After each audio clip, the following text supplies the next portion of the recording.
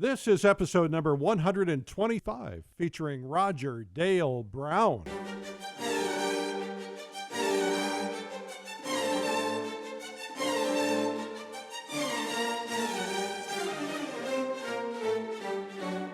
This is the PleinAir Podcast with Eric Rhodes, publisher and founder of PleinAir Magazine. In the PleinAir Podcast, we cover the world of outdoor painting. Called PleinAir, the French coined the term, which means open air or outdoors. The French pronounce it plein air. Others say plain air. No matter how you say it, there is a huge movement of artists around the world who are going outdoors to paint. And this show is about that movement. Now, here's your host, author, publisher, and painter, Eric Rhodes. Thank you, Jim Kipping, and welcome to the PleinAir Podcast. I am on a complete high.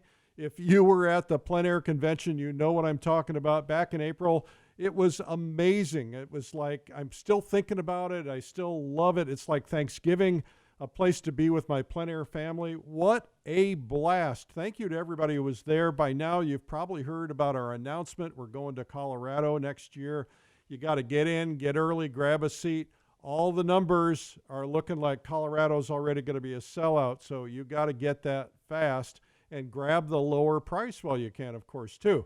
Also want to remind you that speaking of mountains, the Adirondack Publishers Invitational is coming up very, very, very, very soon, June 8th, as a matter of fact. And this year we finished the day before Father's Day, so you can still get home for Father's Day if you're driving or flying.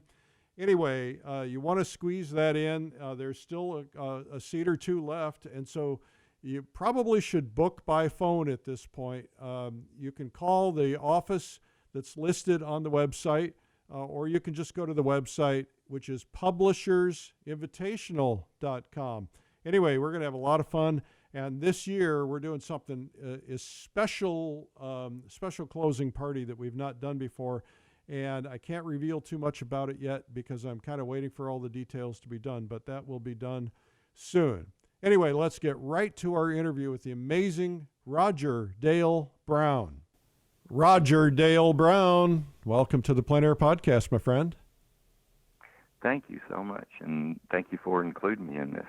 Oh, I'm honored. I was just trying to think about when you and I first met. I have a beautiful painting of yours hanging in our home, and I think that was a result of you coming to the Adirondacks maybe, I don't know, 8 or 9 years ago probably. Yeah, I think it was either the first or second one that you did up there, and it was a great event, and we absolutely had a blast doing it, and we keep saying we're going to be back, and one of these days we're going to be up there again. You know, it seems to me, I'm maybe misremembering this, but it seems to me that you and Bev had just kind of gotten together recently before that.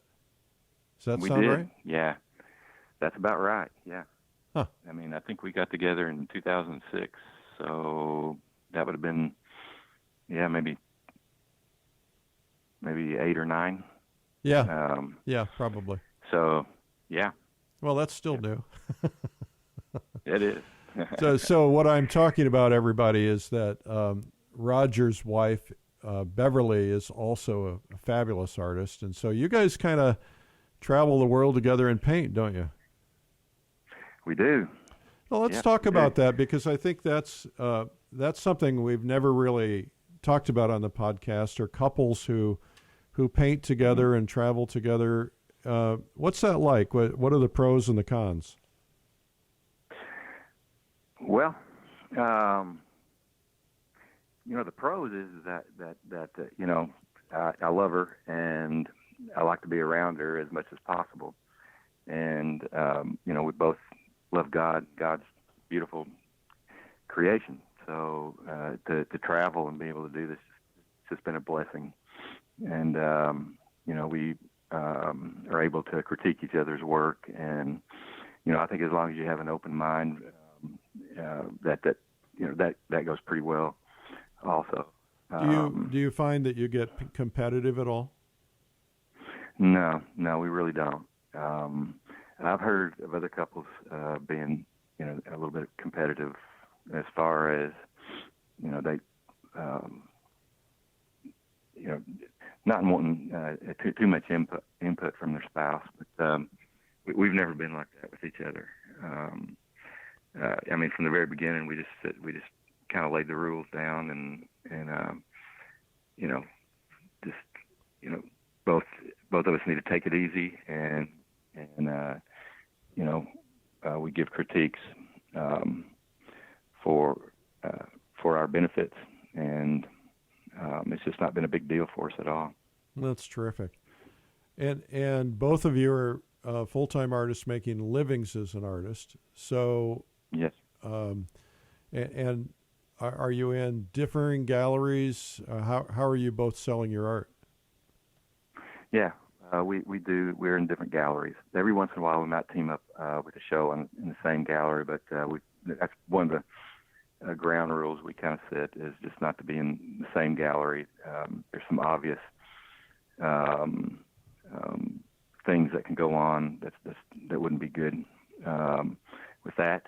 So we're in different galleries. Beverly does a lot of wildlife and does a lot of wildlife shows, and then I have my own set of galleries that I work with.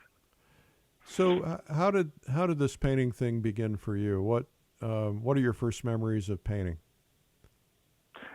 Well, my first memories of doing any kind of artwork was drawing on my dad's set of World War II books on the inside covers, which he didn't like very much.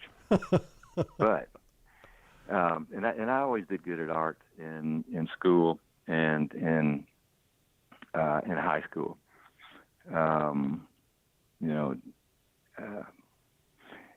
After high school, I didn't do too much with art for 10 or 12 years. My first memories of art was just doing really well in high school. And when did you decide to pursue art as a vocation? Was it once you got out of school? Did you go to college for art? What was the story there? No, I never went to college for art. I think I took one semester at Middle Tennessee State University, and the art that they taught was not the art that I wanted to do. So I just kind of gave up at that point, and I really didn't do anything for 10 or 12 years. What got me started back was I'd moved to California back in, I guess it was 1993, and I had got a job at Lens Crafters there, and we're putting my ex-wife through school there at California Institute of the Arts. In 1993, when we moved there, when we first got there, there was like wildfires going on in the canyons. This was Los Angeles, and it was a little bit unsettling there, but we kept going, and I got a job at Lens Crafters.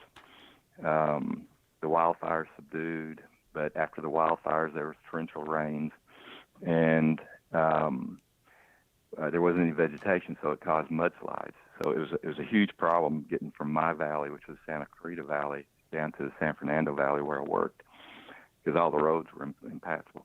And that kind of worked itself out, and we got her through the first semester of school. And in 1994, in January, the Northridge earthquake happened, and that was where I worked, was in Northridge, and it tore down the Lens Crafters that I was working at. It took about 2 or 3 weeks before the roads were repaired after that, and they had transferred me into another Lens Crafters. And the first day that I started working back there, a gentleman walked in that was an artist, and we got to talking, and he knew I was interested in art, and I just was absolutely fascinated by what he did. He was a muralist and did a lot of faux finishing and decorative stuff. But he told me to come by his studio and bring some of my work that I'd done, and he would critique it, and I could see what he was doing. So I did, and I went there. The only thing I had was maybe some pen and ink drawings that I had in high school, and a couple of charcoal drawings from life classes afterwards. But I went there and we talked, and maybe 45 minutes to an hour. And at the end of our visit, he asked me if I wanted to go to work with him as his assistant. And I didn't have anything to lose. I wasn't going to make a career out of lens crafters. And so I went there and started work for him. And that kind of got me back into the art mentality again. I really don't know if that was necessarily what got me totally back into the mindset that I can make a living off of it, but it certainly got me back into the game again. I think probably about 5 jobs into it. We did some pretty hefty jobs together. About maybe 5 jobs into it, we were supposed to give a bid for a mural, and I went to meet the designers, and he never showed up, and I was stuck there, and I was very poor, and so I talked the designers into letting me have a chance, and they agreed. So I set a meeting with the people, the homeowners, and sat down with them to talk about it, and I was so ignorant about the whole thing that I really didn't know what to ask them. So I just asked them what they liked, what kind of art they liked, and they said, well, we like Impressionist. So I told them to wait, and 10 seconds into the meeting, I left them sitting and went to a bookstore to get a Monet book. That's what they liked. They liked the Monets. And went to the bookstore, found a Monet book, but I was too poor, that it cost too much to get. But on the way in, I saw a calendar of Impressionist work, and I got that calendar and brought it back and flipped through it, and they pointed to a Monet. And so in my 1-bedroom apartment, I pinned up a strip of canvas and painted a Monet with house paint. And I showed it to them. They loved it, and the designers loved it. And it was the most horrifying experience of my life. But it got me back into painting. And I have pictures of all that still. Luckily, I kept a good record of everything I've painted. So anyway, that's kind of how I got started again. I moved back to Nashville in 1997. She had finished school and had gotten a job at down around on Sunset. So I would take her to work every day, and then come back and do my job until I had to pick her up. On the way back one time, there was a huge traffic jam, and it was no big deal in Los Angeles, but I had my little back roads that I would take to get back to if something like that happened. So I got off the highway and kind of hung a left and hung another left to go north. And as soon as I took that left, there was police cars everywhere, and they had the guns hanging out the windows and throwing people on the ground and cuffing them. And I'm sitting there, oh my God, I got to get back on the highway again. just let this play out. And so I took another left to get back on the highway, and they had blocked the roads off in front of me. I tried to make a U-E and turn around, and they'd block off that road. Yeah. But there was a huge bank robbery back then, where there was two guys that robbed a bank in full body armor and had AKs, AK-57, whatever it is, and they were just shooting up everything. So I got caught right in the middle of that, and That must have been frightening. that was very frightening, and I was stuck for about 4 hours until they cleared it all out. But then after that, we were, about three months after that, we had moved back to Nashville. So we were kind of over it, and it was back in Nashville where there's such a huge community of artists here, and such a great support group here. And I just started talking to people. I restarted my business because I started a business doing murals and faux finishing there, and I restarted that business in Nashville. I started talking to galleries and other artists around town, and I'd always wanted to paint canvases, but every time I would try, I would just fail miserably. But they eventually walked into one gallery, and they told me there's this guy that was going to give a workshop, and it was a PleinAir workshop. And honestly, I didn't know what PleinAir was. But they talked him up, and it got me excited, and I took that workshop. And that's really where I got started painting. Who was that guy? It really got me excited. It was Jason Saunders. Really? It was Jason's first workshop that he'd ever taught, and it was the first workshop I ever took. And all that introduced me to other people that were around town, Don Whitelaw and Michael Shane Neal. And yeah, there's so many of them that I can't even. Well, you have you have a very exceptional community of artists in Nashville. Yes. And it's highly unusual for a city that size to have that many top quality artists. This is something that we all suffer with, is we need that sense of community. We need artists to spend time with and grow with. And I've always been a little bit jealous of you folks in Nashville because there's so many good people there. Why do you think there are so many artists there? Is it because of the influence of one or two in particular that kind of bred more, or what? Yeah, what do you think it is? Yeah, I think the school of thought.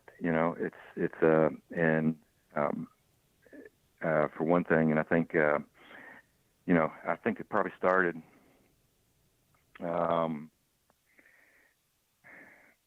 Don Whitelaw is probably the instigator of the whole thing.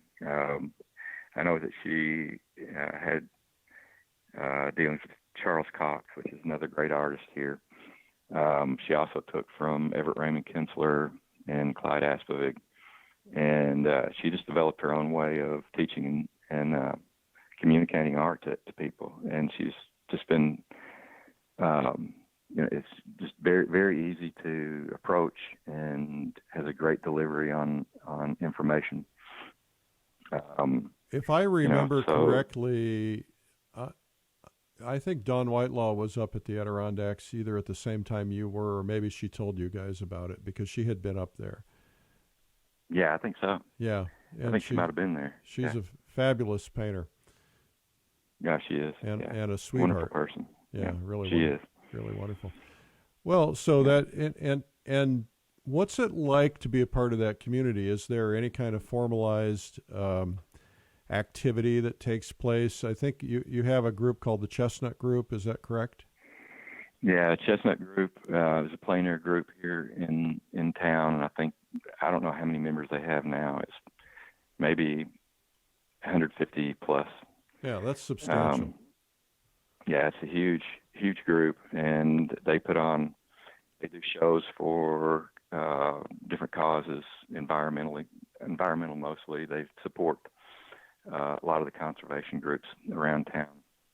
There's also the Cumberland Society, which is formed just for professional artists, and that was Don Whitelaw put that together, and I think there's maybe 7 or 8 members in it now. So as far as support groups go, like that, there's a big community of that happens here.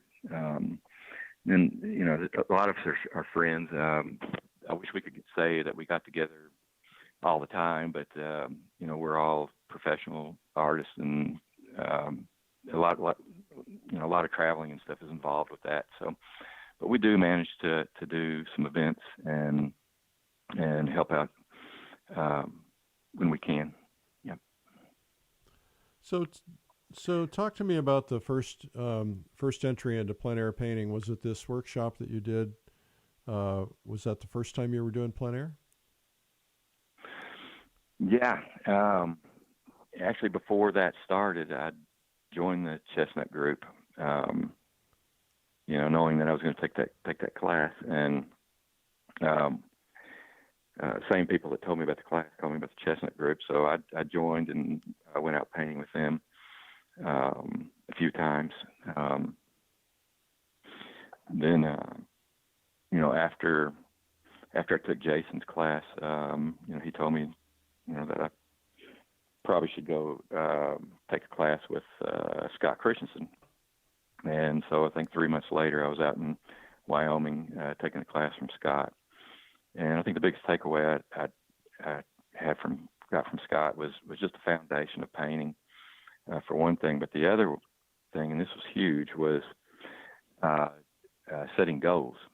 And I was really naive, and so I took it very seriously and very literally, and went home and made a list of goals that I wanted to obtain.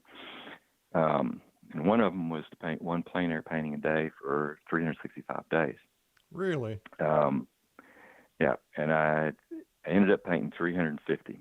So I failed by 15. You figured I could get it up and get that last 15 done, but I didn't. But 350 paintings, plein air paintings a day, is a lot of paintings. Yeah. And so what happened to your painting as a result of doing that? Because I would assume your learning curve went high. It got, and it was pretty fast. I mean, you put that many canvas miles behind you, and you're gonna grow. So I did the 350. A lot of them was just a little 5x7 pieces, and just to learn value relations between shapes. I really used plein air and I still do. Plein air is a tool to study, because you can't see the tones and the design potentials like that from a photo. There's just no way. You have to be out. There's so many more opportunities for design, and you see all those little nuances that you just can't see in a photograph. And that teaches you to see as an artist. And I think that's one of the most crucial things to do as a new artist, is to go out and learn how to see as an artist, learn to see the big shapes, learn to see the nuances, and just really go outside and study. The problem is that's what we do. We go outside and we study, and we learn to see all these different colors and different tones and different values. There's thousands of them out there. One of the drawbacks to that, or I don't know if it's a drawback, but one thing you have to learn from that is to learn to corral those things and simplify, and learn to use important elements that are out there and omit some of the others. That's where you're going to get a good painting at. Is learn to manipulate what you're seeing into a good composition. So, would you consider yourself today this is a tough question. It's not really a tough question, but it's kind of a silly question. Are you a plein air painter? Are you a studio painter? What are you both? I'm both.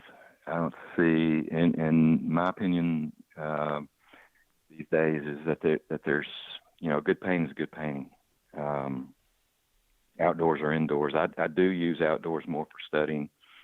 There's just a great one-on-one connection between you and nature when you're out there that you just can't get in the studio. So I think that's an important element for your memory, if anything, because you can remember how you feel when you saw that beautiful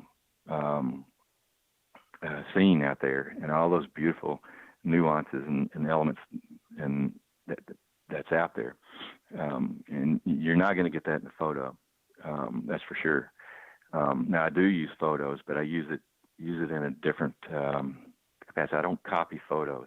I think you can get into a real dangerous situation as far as your artistic. So what do you do? Growth with that. What I do is create, and so that's the one thing that I could do in the studio. They both, plein air and studio both have their charms, but they're different.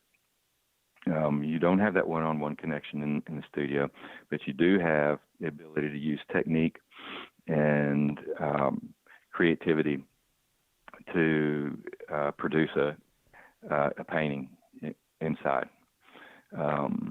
So, at least for me, it's two different elements, two different things, studio and plein air. But I find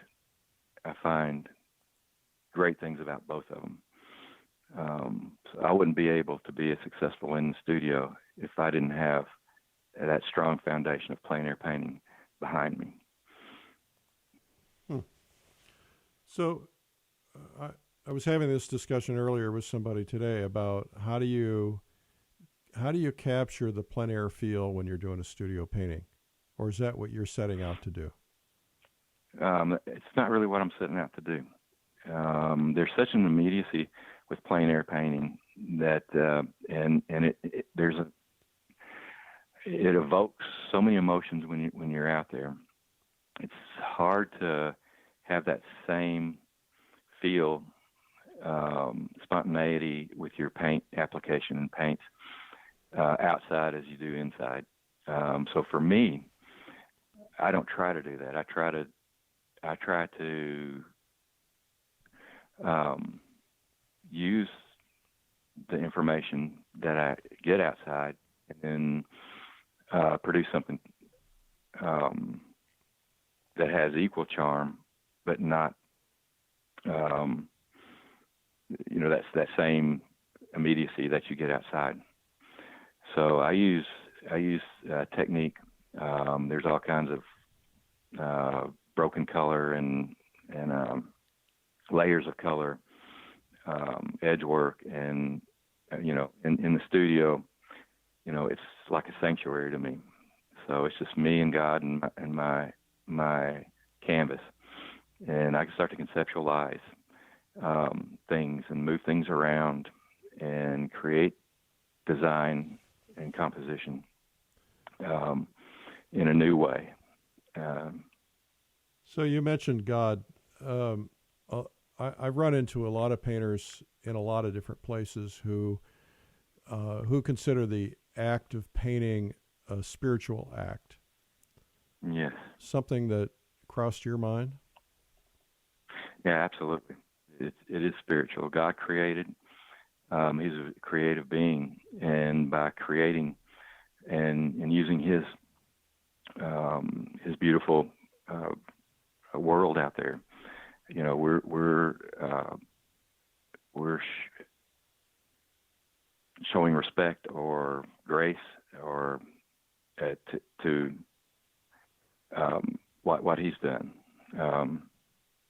I'm forgetting the word that that should be obvious to me, but it's just something, we're emulating what he's done. So, and we're made in his image. So, so it's only natural for us to want to create and prosper also.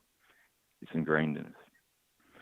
Yeah. Well, some of the painters that I've met, especially the Russian Orthodox, they have told me that when they're painting outdoors, I don't know if this is true in studio or not, but when they're painting outdoors, they consider it almost an act of prayer. They said that they're in almost a meditative state when they're painting. Yeah. Yes, absolutely. Yeah. You do fall into almost a trance-like thing or a meditation when you're out there, or when I'm in my studio, I do. When I'm creating, I'll fall into a place where I just lose time, and it's a spiritual thing. And I think even Plato talks about it in one of his arguments, that he thought being creative was like the angels coming down from heaven and possessing your body, and you just lose track of time. I'm simplifying the words that he said, but that's what it entailed. So how much yeah, time? I think it's very. How much time do you spend outdoors painting now versus the time you spend in studio? I spend probably 40% outdoors, 60% indoors. Yeah, that's pretty tough to do in the winter. That is, but we just took a trip up to Maine in the dead of winter, and just to paint snow outdoors, because we don't get a lot of snow in Tennessee. So I needed to study, the light and the color. Well, I'll tell you what a great lesson. I took a group, and I have like the Adirondacks Publishers Invitational, I have one called Fall Color Week, which we do in the fall every year. And this year we went to Banff, Lake Louise, and the Canadian Rockies. And they had an early unexpected massive snowstorm, 16 inches or some such thing. And so, fortunately it came a couple of days before we came, but we basically painted in the snow all day, every day, which was really cool because the fall color was still peeking through the leaves. But what a lesson in painting. I'd tried painting snow from photographs, but standing out there painting snow and painting the mountains in the snow, what a great lesson. Yeah, it is. There's so many things that you can learn from painting snow, but it always ceases to amaze me that just the quietness and the silence. It's just so peaceful in the wintertime. Except for the chattering of teeth. Yes, that's true. Yeah, I think when we got up to Maine, it was probably 14 degrees, and we were there one day. The next day it snowed 8 inches, and then so it was on. Then we were out and painting, and yes, it does get cold. That's the first time I've ever not been able to feel my hands. Was up there. We had about 15 mile an hour wind and maybe 15 degrees, and I can feel my hands. That's when learning to paint fast comes in very handy. Yes, that's what I was about to say. Adversity causes you to paint a little bit faster, and sometimes it's a little bit more intuitive, so you can get some great little gems of paintings. Well, let's talk about that for a second, because I think that's pretty important. I find that a lot of people I encounter tell me some of the best paintings they've ever done were the ones where they had no time to stop and think. They just had to get it done. Yeah. And that's been true in my case. I was in Colorado last week painting in the snow, and it was so darn cold that I think I did 2 paintings each in about 20 minutes because I just wanted to get them done and get in and out. And they were so loose and so free and so wonderfully different than the way I normally paint. Yeah, that's it. I mean, you're going off into, intuition at that point. So all the stuff that you've learned, all the stuff that you've internalized as far as academics and information, you don't have time to sit there and think about all of that. But it comes naturally, and it's more intuitive. So is that the way we should always paint? Yeah, I mean, I think it is. You know, the more intuitive, the more innate that you are. I don't care whether you're in the studio or outdoors. You're going to have better results. So how do you get there? I mean, you know, I think just painting consistently is huge, and I think, you know, I have a lot of students, and they'll come in and they'll ask questions and expect to get a magic answer, and but you know, I think if you do your homework and study what the masters have taught you, you know, and learning and learning the academics and really studying, trying to get better and better and better. Quality always rises to the top. And then just being consistent with the knowledge that you've learned. You know, if you paint, you know, I did that 350 paintings that first year. I did 330 the next year, and that was on top of the studio work that I did. You know, I'm not counting studio work. I think I did 100 and something studio pieces the first 2 years that I did also on top, along with the PleinAir, and you know, that kind of consistency is what will get you from point A to point B more than anything, because you're gonna work out so many problems, and it does get to be so innate, such a visceral thing that happens, that, you know, you're not thinking so much about the science of art, but you're just doing it. So you do a lot of teaching. I do. At least you do workshops, et cetera. So what is your philosophy on teaching, and how do you, what would the process go? What would the process be like? Are your classes more advanced, more beginner, somewhere in between? And what do you put people through as part of your process? Well, teaching, you know, I think it's important, just because this is the way we're going to pass this kind of painting along. Our universities are slowly pulling out of it. There's a lot of schools that are ateliers and workshops that are teaching it, and that seems to be how we're going to keep this thing going. You know, that's one of the things I love about the PleinAir movement, is that it's been a huge boost to representational art, and you know, it's so important to me. It passes along a very good message to the population. I mean, beauty has never been in question since the existence of Earth. Everybody stops and notices beauty. People try to pass away ugly.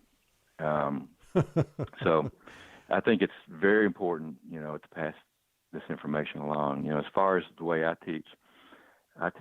try to let people have their own voice. You know, I don't want a bunch of clones of me out there. I want them to have their own personality in their paintings.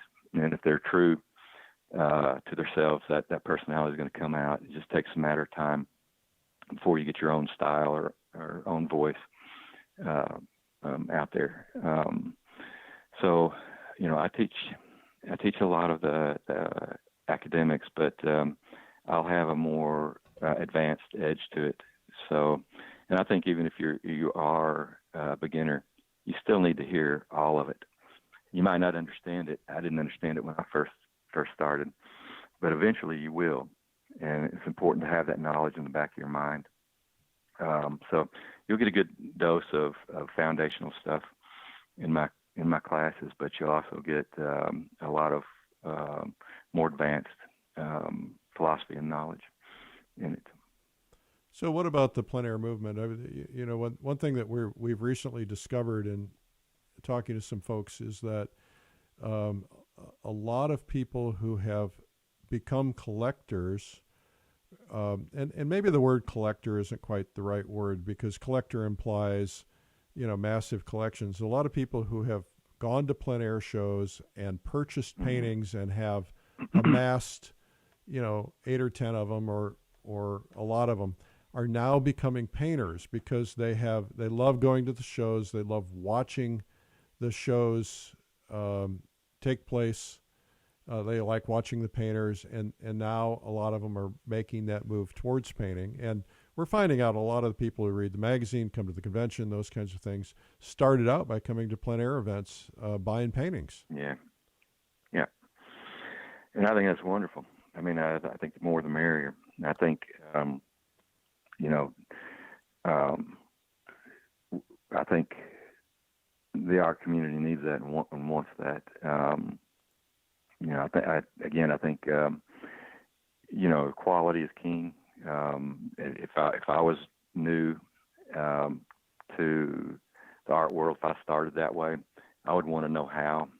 I was so curious when I was just first starting this, that I amassed a huge library of books just within a year, and I literally put myself through school. I went to every workshop that I felt like this is the way I would like to paint. I would seek out certain instructors to further my knowledge and ability. So I think that's a huge thing. There's nothing wrong with being a hobby. It's just a good way to. It's almost therapeutic sometimes. You can get lost in a painting, and just come out the other side just feeling wonderful.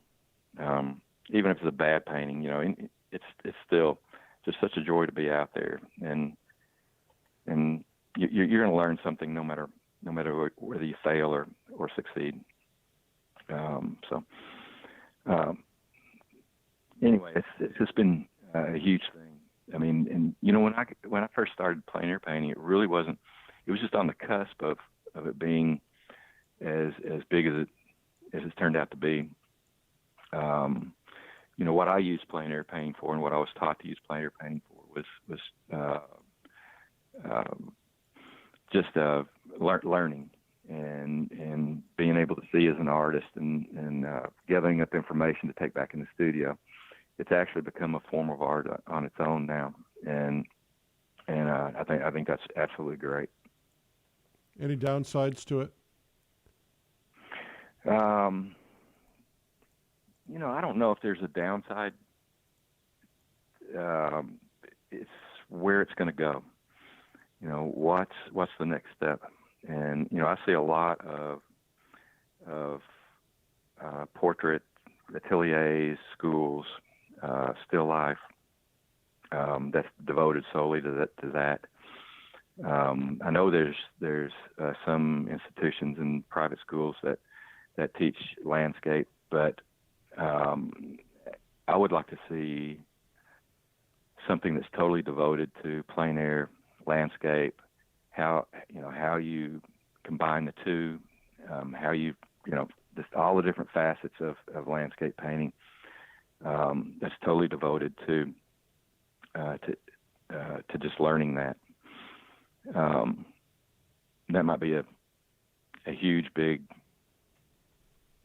overblown dream, but you know what? You, even in art, I think you got to dream big.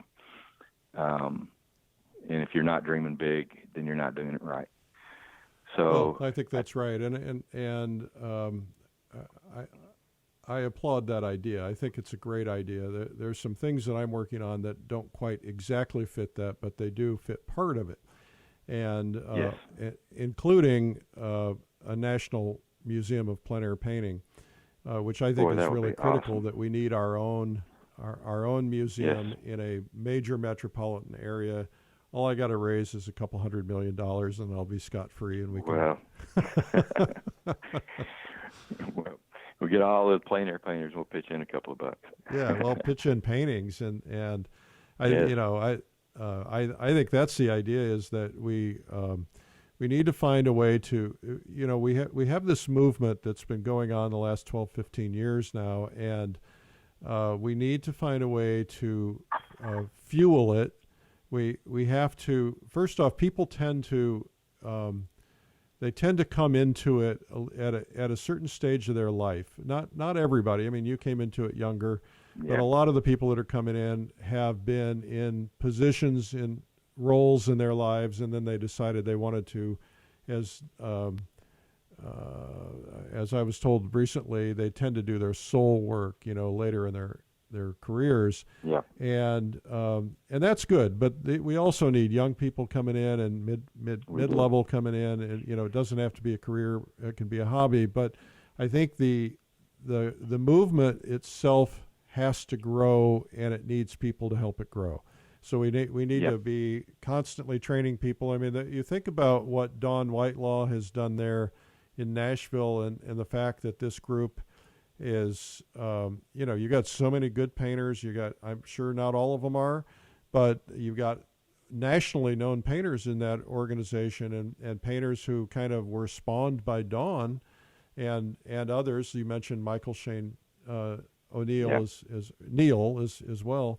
And so I think that kind of thing is important in every community. And that's one of the things I'm trying to figure out, is how can I unify these communities and get more best practices like what you've done in Nashville going on in every town, whether it's Austin or Chicago or Sheboygan.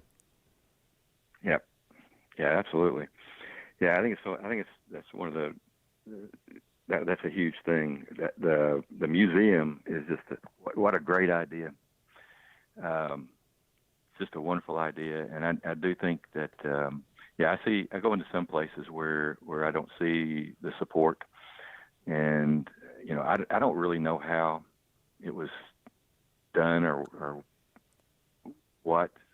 how things connected to make it work here.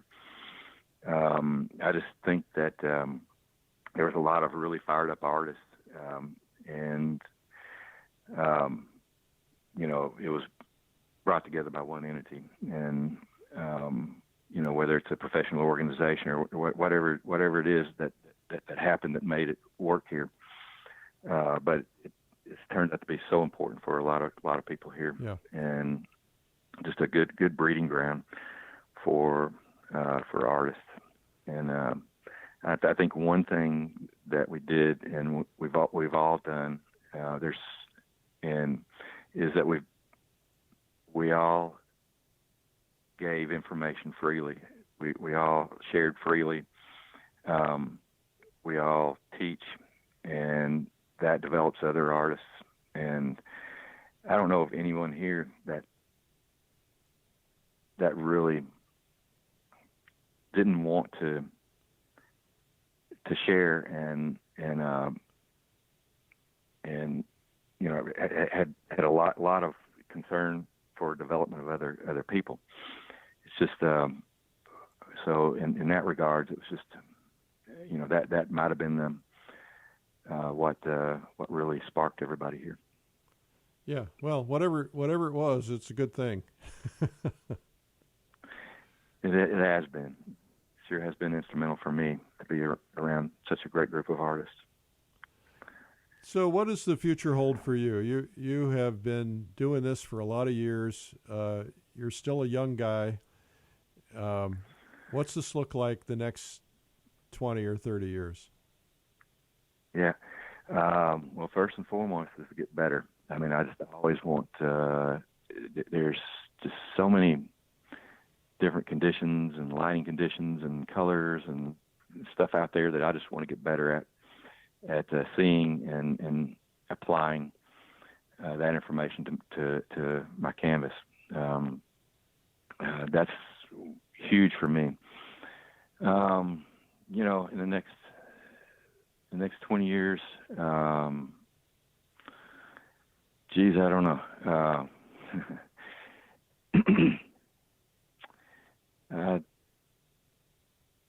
I mean, there's some goals that I want to, personal goals that I want to achieve.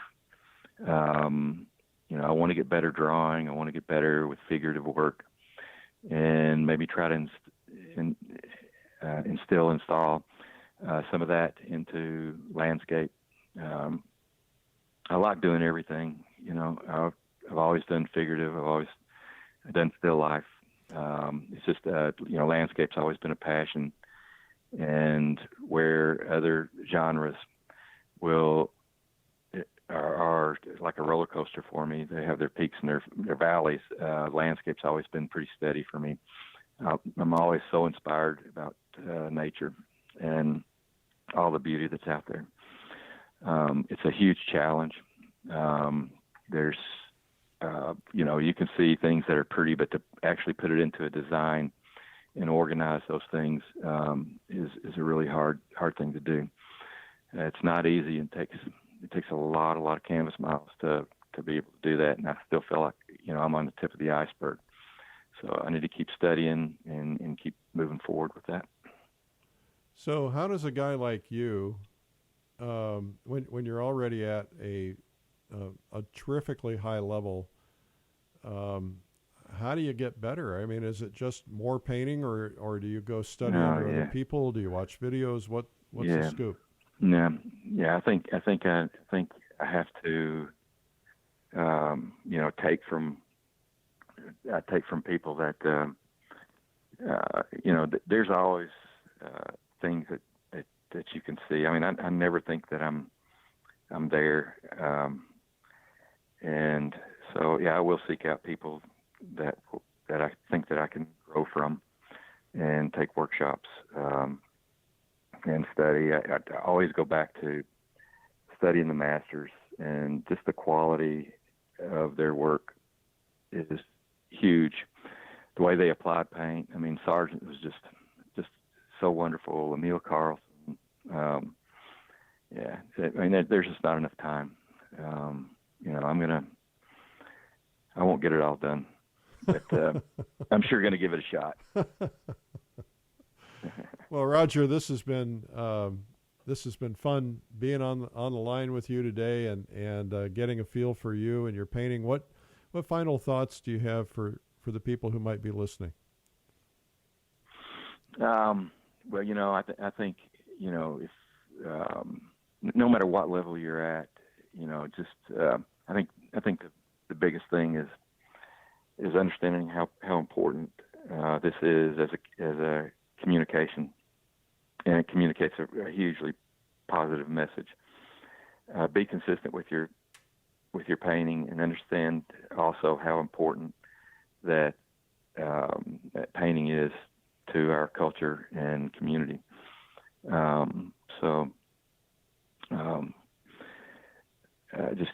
Just keep at it. Great words. Well, thank you, Roger. I really appreciate you being on the PleinAir podcast. Thank you so much for including me in this, Eric. It's been an honor, and thank you so much for what you do. Thank you, Roger. Man, getting to know him has been one of the highlights of my life. He's really a special, warm and genuine and caring guy, and knowing him has just been a real pleasure. I don't get to see him very much. He and Beverly are just wonderful people, and what an honor to know him and to have him on the podcast. Well, what do you say we do some marketing ideas? This is the Marketing Minute with Eric Rhodes, author of the #1 Amazon bestseller, Make More Money Selling Your Art, Proven Techniques to Turn Your Passion into Profit. Here's a question from Tony with an I. I guess Tony is a lady. She's from Rockport, Maine. Been there, love that. Eric, I've been watching your videos on marketing, and there's one thing you've not talked about, and that is lowering your price. You're always talking about raising your price. I'm not selling all that well right now, and I think I'd sell better if I lower my prices. What do you think? Tony with an I. You're being insecure. Lowering your prices is a bad idea. Anytime you go backwards, you're on a downward spiral. You don't want to be going backwards. Pricing is the most misunderstood issue in art, and frankly, most of us get our pricing ideas by mimicking these big national stores who are always doing sales, but they're doing massive amounts of volume. They'll sell thousands, hundreds of thousands of units, and so if they lower their prices, that's all calculated into their system. But as an artist, it's going to hurt you. Let's do the math. Let's say your goal is to sell 10 paintings a year at $1,000. I'm using round numbers to make this easy. Right now, you're only selling 5 paintings, and so that means you made $5,000, but you decide you want to sell more, so you lower your prices instead of $1,000 to $500. You cut it in half. Well, now to make $5,000, you have to sell 10 paintings, not 5. And you've just screwed over all the people who paid you $1,000 for the paintings before. They're not going to feel good about your prices going backwards. They're not going to rush in and buy up your paintings, because if your prices are going backwards, they're looking at that as a bad investment, not a good investment, because prices, they want prices that are going up. So you want to be going up all the time, and collectors actually want you to go up. You may think they want a bargain. They're happy to pay a higher price because they know the prices are going up of the paintings that they own. Success is rarely about low price. Or if it is about low price, they're going to get you in on something at a low price and get you to pay a higher price on something else.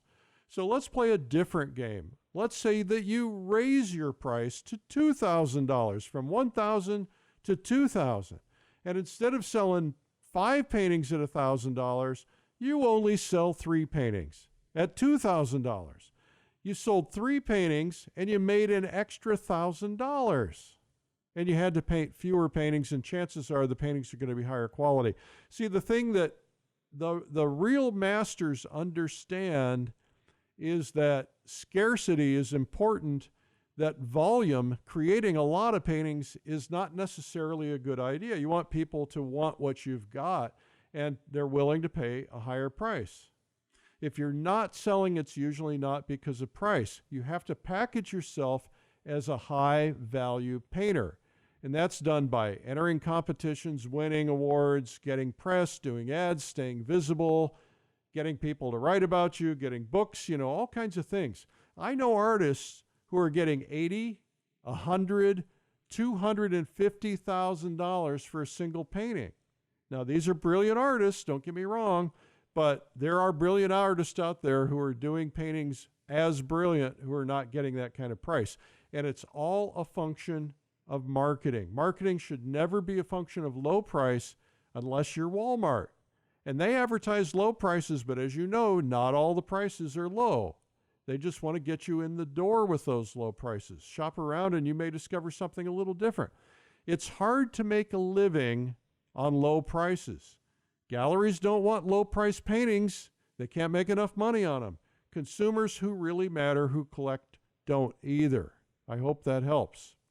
The next question is a little interrelated to this. This is from Abby in Columbia City, Indiana. A couple of months ago, you talked about branding on your podcast. I just don't see how becoming McDonald's or a big brand is going to benefit me.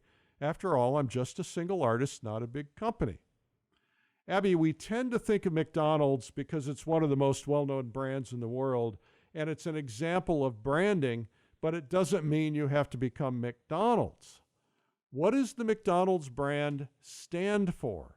It stands for fast, consistent, maybe not great, but maybe not awful, it'll do in a pinch, and food for the kids. That's cheap, gets me in and out the door fast, and that's the promise of the brand. Whether that's the intentional promise or the accidental promise, that's what McDonald's stands for. What is the brand of Mercedes-Benz? It's a whole lot different than McDonald's. A brand is nothing more than a promise about who you are and what they can expect from you. Now, Seth Godin says a brand is a shorthand for the customer's expectations.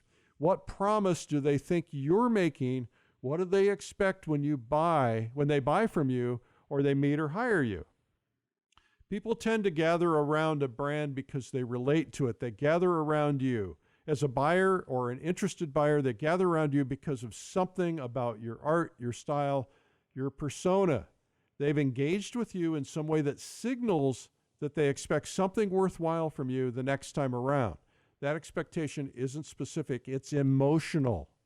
All branding is emotional, typically emotional anyway, and that's what Seth Godin says. He's a great marketing author. Building a brand is really an emotional connection with people, a reason to care, a reason to be interested in you, to follow you, to want to own you. And that's why our stories are so important, because our stories tell them what our brand is. To the point I was making in the last question about pricing, people will pay a premium price for something that they have bonded with emotionally or that they feel is premium. Now, people don't buy a car because it's premium. They buy a car because it makes them feel premium. Do you get that? It's how they feel. A car is not a car. You could buy a car for $10,000. Or I just saw a Bugatti, a brand new, beautiful Bugatti advertised for $19 million. Who buys a $19 million car? A person who wants to have what somebody else can't have. It's all emotion. Believing something is better or cooler, it's all about how they see themselves. People with money oftentimes see themselves as owning the best or owning something that others can't have. So the way to build a brand is to define who you are, what you want people to know about you, to believe about you.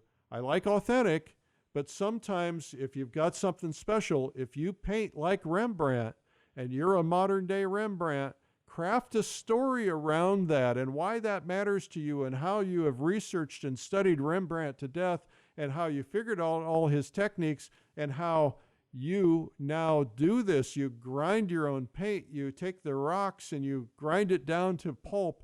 You know, do something that makes you special, and then people are going to have stories to tell about you, and they're going to want you. And then promote your brand for the rest of your life, relentlessly. I'm going to repeat that. The rest of your life. Branding is not something you do to try to get a little bit of business. Branding takes time. It takes repetition. Your brand occurs over time by repetition over and over and over again. The more you stack on top of that, the more awards you win, the more magazine articles you get, the more publicity you get, the more you're on stage at something like the PleinAir Convention, the more those things stack your brand and add to your credibility. But the minute you fall away, you're forgotten because somebody else is slipping in and putting their brand in there. I can give you stories of people who have built big brands. They've been advertising for a long time. They think, well, I don't need to advertise anymore. I'm famous. All of a sudden, they drop off for a year. Guess what? They're not getting the invitations anymore. The galleries aren't interested in them. People aren't coming to their artwork. So you got to be thinking about this as a long-term, relentless effort because you don't want to be forgotten. You have to be committed to a lifetime of branding. I hope that helps you understand that. Anyway, that's been the Marketing Minute. I hope it's helpful. Hey, thanks for being here for the podcast today. I'm excited I'm just on this high from the PleinAir Convention. Thanks for being at the convention if you were there. And I hope to see you in the Adirondacks. If you want to know more about that, go to publishersinvitational.com. If you've not seen my Sunday morning blog, I'm up every Sunday morning writing, and it's kind of fun for me. Check it out. It's called Sunday Coffee. You can find it and subscribe to it for free at coffeewitheric.com. It's always fun doing this. I'll talk to you next time, which should be next week, God willing. I'm Eric Rhodes, publisher and founder of PleinAir Magazine. Remember, it's a big world out there. Go paint it. We'll see you. Bye-bye.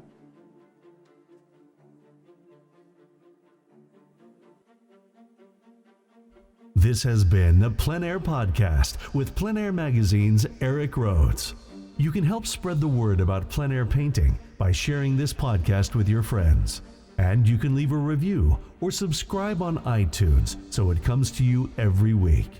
And you can even reach Eric by email, eric@pleinairmagazine.com. Be sure to pick up our free ebook, 240 plein air painting tips by some of America's top painters. It's free at pleinairtips.com. Tune in next week for more great interviews. Thanks for listening.